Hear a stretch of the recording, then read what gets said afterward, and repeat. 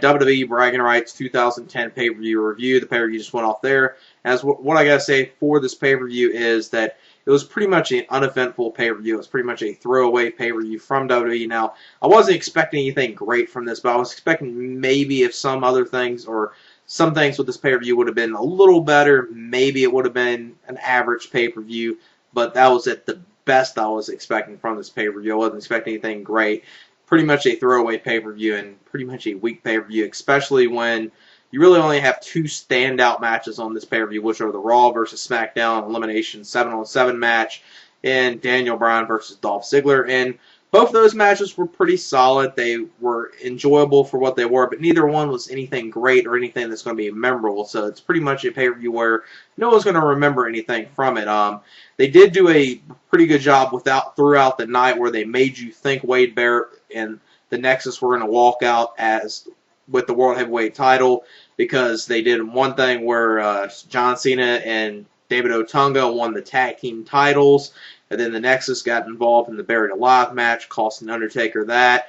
And then in the main event, you were thinking possibly, Wade Barrett was going to walk out as champion, but then the main event ended in a disqualification, but it kind of at least made some sense and logic behind it, since the reasoning behind it was if Wade Barrett lost the match and didn't win the match, John Cena would be fired from WWE. And since John Cena came in there and hit the attitude adjustment on Wade Barrett won the match via disqualification. So it had logic to it. I just don't think it should have been a main event.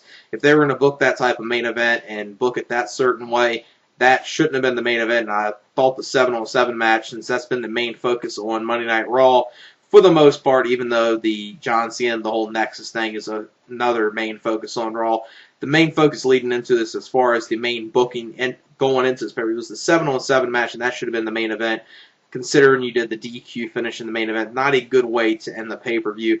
But the first matchup was Dolph Ziggler versus Daniel Bryan. This is United States Champion versus Intercontinental Champion. And this was a pretty decent way to start the pay-per-view. Saw some good back-and-forth action. Good action with both of these. This was a fun way to start the pay-per-view. Wasn't a great match, but it was good for what it was. Daniel Bryan won this match after Dolph Ziggler tapped out of the LaBelle lock in a 3 1/4-star match. Like I said, pretty fun way to start the pay-per-view. Then the next matchup was a match that just got added at the last minute. This was Drew McIntyre and Cody Rhodes, Dashing Cody Rhodes, coming out here saying that they want to defend their tag team titles tonight, and they're saying they pretty much have went through the whole entire ranks in the tag team division in WWE. And then Michael Cole, the GM thing, the anonymous GM, the email comes through and saying that they got an opponent, and their opponent's going to be Wade Barrett comes out here, announces it's going to be David Otunga and John Cena. So John Cena and David Otunga teaming up to take on Dashing Cody Rhodes and Drew McIntyre. And mainly the best thing about this match was probably the interaction you saw between Drew McIntyre and John Cena. They actually seemed like they could have pretty good chemistry with each other. Cody Rhodes did decent in there for what he was. David Otunga is one guy I really could care less about. And John Cena and David Otunga won this match after John Cena puts Cody Rhodes into the STFU. Cody Rhodes taps out, so John Cena and David Otunga are the tag team champions. David Otunga grabs the both belts. He's celebrating. John Cena is looking frustrated. Then he hits the attitude adjustment on him, walks out with both belts. So that leads to what's going to happen on later on in the evening. Since he did that to David Otunga, what's John Cena and Wade Barrett's interaction going to be later on. That's what they did right there. For the match, for what it was, maybe 1 3/4 star, maybe a 2-star match. You saw some okay stuff, and it was watchable. For a match that just got added at the last minute. The next matchup was something else they added at the last minute, which was Ted DiBiase versus Goldust. And this was wasn't a good wrestling match, and in-ring standpoint, it wasn't that good. But I would say it was kind of like one of those matches where it wasn't a good wrestling standpoint match, but it was entertaining for what it was. For something they just threw on pretty much to cut time on the pay-per-view, it was okay for what it was. It wasn't like god-awful, and it wasn't something that I would say was one of the worst things I've ever seen. So it was okay and some good entertainment in it. DiBiase wins the match after hitting a DDT on Goldust, and I would say about a 1 and 3/4 star match. Like I said, wasn't a good wrestling match, but it was okay, enjoyable, kind of somewhat comical match that they just added at the last minute right there. Then the next matchup was Layla versus Natalya for the Divas Championship. And this was just a typical Divas match, nothing really special here. The only thing I like about the last two Divas matches, or the only thing good right now in the Divas division in WWE, is they're finally starting to showcase Natalya. That's the one good thing right here. Layla ends up winning this match, so Layla and Michelle McCool are still the co-Divas champion, and like I said, pretty typical Divas match, nothing really special in it. 1 star at best. Then the next matchup was Undertaker versus Kane in a Buried Alive match for the World Heavyweight Championship. And this was, I would say, it was a little more enjoyable than probably their Hell in the Cell match, but it wasn't much of anything. It's kind of like something we've seen with these two, a rehash of old stuff they'd done 13 years ago. Now, they never had a Buried Alive match, but it's just the same thing. They were just brawling all over the arena, stuff like that. Pretty much what you kind of saw in the Hell in the Cell with them brawling around the ring and all that, and the match you saw the month previous, and they were brawling around the arena and all that.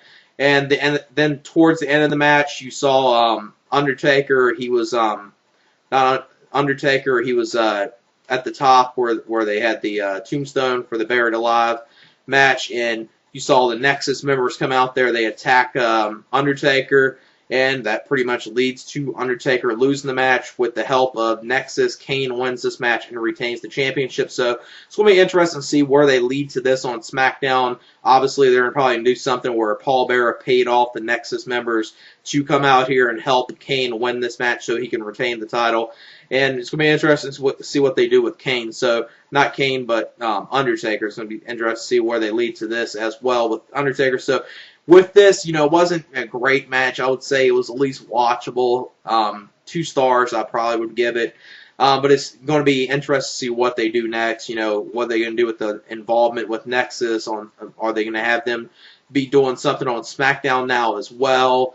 And Kane and Undertaker, where their feud's going to lead next. Kind of a little interesting to see where that's going to go to next, though.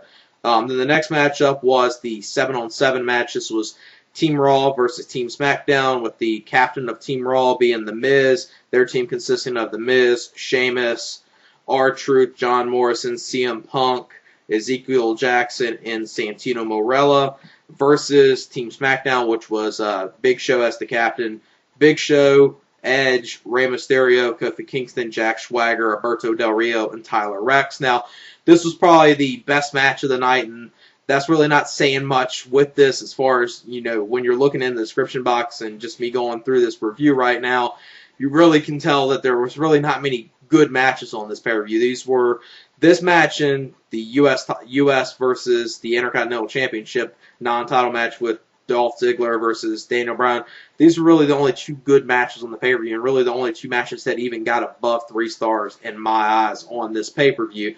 And this was the first elimination came when Santino got eliminated by Tyler Reks. Then Kofi Kingston got eliminated by Sheamus. Then Swagger got eliminated by Morrison. Then Tyler Reks got eliminated by Sheamus. Tyler Reks stayed in there a whole lot longer than I was expecting. I was expecting him probably to be one of the first ones to get eliminated in this match. Then after that, Show and Sheamus both get counted out. R-Truth then gets eliminated by Edge. Edge then eliminates Morrison as well. He comes in there, is hitting spears, eliminates both of them very quick. And then R-Truth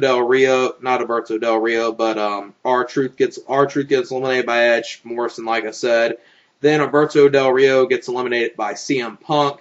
Punk gets eliminated by Mysterio. Jackson gets eliminated by Mysterio. Then the last 2 are Edge and Mysterio.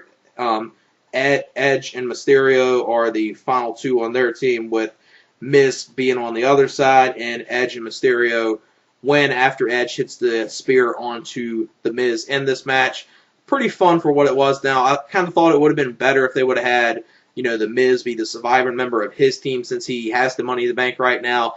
And since they're kind of booking Sheamus pretty good, strong right now, probably would have been smarter to have the Raw side go over, especially leading up into this pay-per-view, which I guess this is one thing they wanted us all to think. Leading into this pay-per-view, SmackDown was built pretty strong, so everyone was like, okay, Raw is definitely going to win this. So 2 years in a row, SmackDown wins this.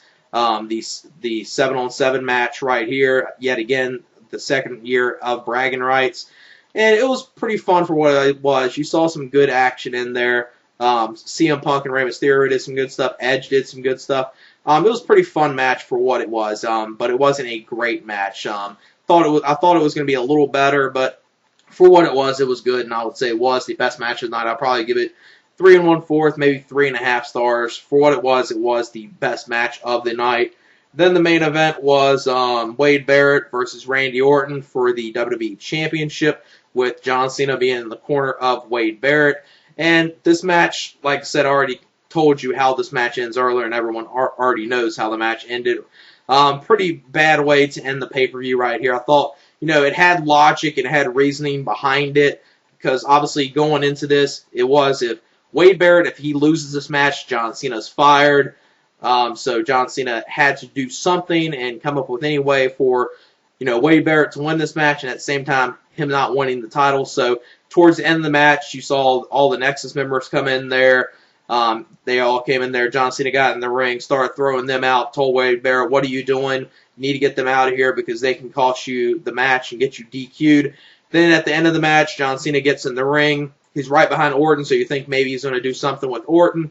Then he goes over to Wade Barrett, picks Wade Barrett up, hits the attitude adjustment on him.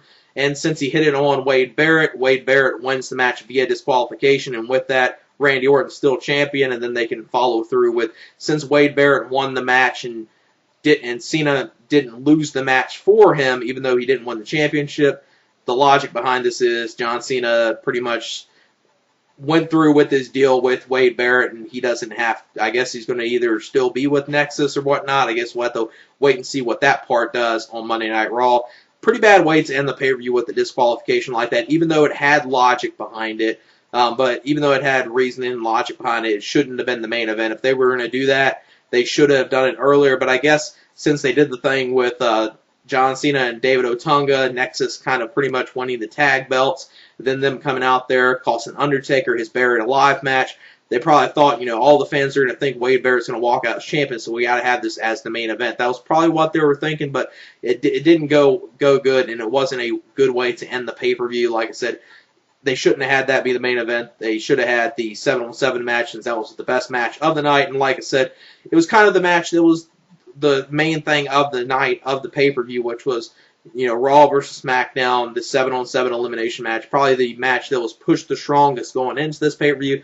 Should have been the main event. If they would have had Wade Barrett become champion and something like that, or John Cena turn full heel, that would have been something good to have in the main event. But with that type of ending for the pay-per-view, it just left a bad taste in your mouth and wasn't a good way to end the event. Then Randy Orton, he hits the RKO on Wade Barrett after that match and on John Cena. So Orton celebrating after the match with his belt. Not a good way to end the pay-per-view. Match-wise, I'll probably give the main event, since I didn't like the book, and I'll probably give it maybe 1.5 stars, maybe 2 stars for, it was at least watchable for the time it was given, but really nothing good at all other than the 7-on-7 match and the Dolph Ziggler and Daniel Bryan match. Those are really the only two things that stand out in this pay-per-view. Neither one of those was anything really spectacular or great or anything that's going to be memorable. So this was pretty much a very lackluster pay-per-view outing from WWE. So overall, I'd probably give this pay-per-view maybe a 5.5 out of 10, and that might be even generous. I might even give it a 5 out of 10 because it just wasn't a good pay-per-view. I don't think many people are going to be thinking this was a good pay-per-view outing from WWE. Like I said, I'll probably give it 5.5, maybe a 5 out of 10. And a 5.5 is probably being a little generous. So yeah, that's it for my WWE Bragging Rights 2010 pay-per-view review. All right, peace.